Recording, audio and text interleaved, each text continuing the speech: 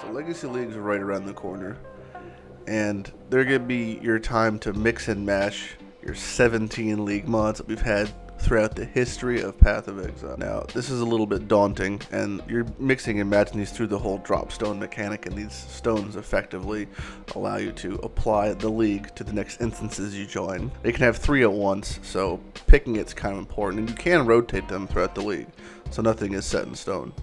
Now, there's 17 different challenge leagues that have happened throughout Path of Exile. And I mentioned the drop stones earlier, and those have prefixes and suffixes. They have roles on them, and these roles effectively affect and augment the abilities of those leagues within the instances. For example, if you have a Parandus stone active or a Parandus league mod active, you can have a suffix or prefix that says you're guaranteed to find Kadiro in the next zone, or something like the monster drops double coins, or the chest is this specific chest, stuff like that. So you can imagine how that's applicable to each individual one. So what I'm going to go over is just the ones that I think are the most important and the, best and most effective challenge leagues to have. So first off, we have Anarchy, and I think Anarchy is a great pick for 2 reasons. One, you have the league modifier itself, Rogue Exile's Roam Ray class, meaning your zones each have at least one or a chance to have an Exile. And Exiles just drop more loot because they are a unique mob. More importantly, they drop in between Anarchy and Onslaught. You have Chevron's Revelation, which is getting reworked and is expensive prior to the rework, and Vol's Devotion, which is a discharge staple and also expensive. Dresso's Salute and Gifts from Above are the 2 specific to Anarchy.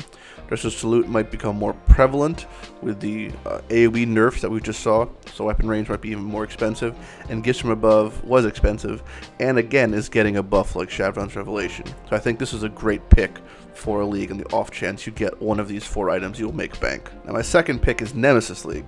So Nemesis League is going to be probably one of the most popular ones, strictly because you have Headhunter. Now Headhunter is the Nemesis exclusive, but what you don't know, a lot of people don't know, is on top of that you have actually 6 other exclusive uniques you can get.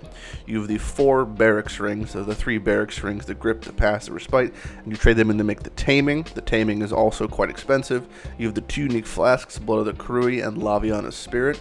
Blood of the Krui is not very expensive. Laviana's Spirit is mildly expensive and quite niche, and Headhunter is the most expensive item in the game. So if you were to get that, on the off chance you get that throughout the league, you're set forever. Nemesis, I think, is a great choice as well. So my next pick is Warbands, and I like Warbands for a few reasons. Again, they announced that they're updating majority of the Warbands uniques, mostly the rings and the shields, because they were extremely shit, and the ones that they did leak, like the broken face shield, seem extremely good and actually usable now. And on top of that, Warbands, again, they're unique mobs, so like the Exiles and Anarchy, you're just getting more loot from them because they are these unique mobs. They roll from the unique table.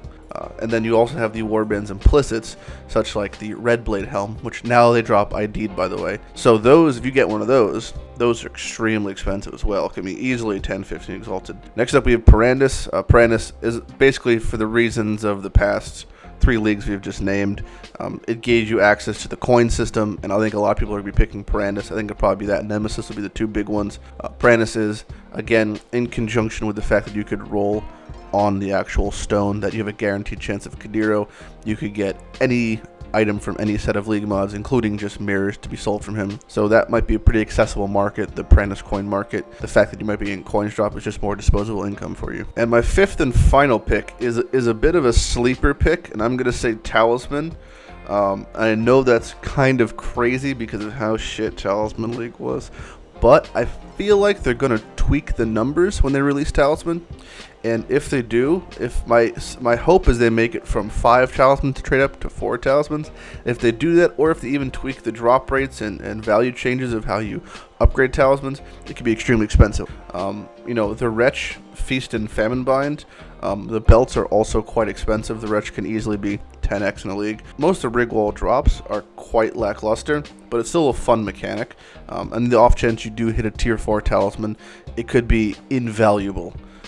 Because some of the combinations for tier 4 talismans with the double rolled implicits simply do not exist in the game yet. So those are my 5 top picks for what league mods I think are the best. Let me know what you guys think about what league mods you're going to pick and why in the comments section.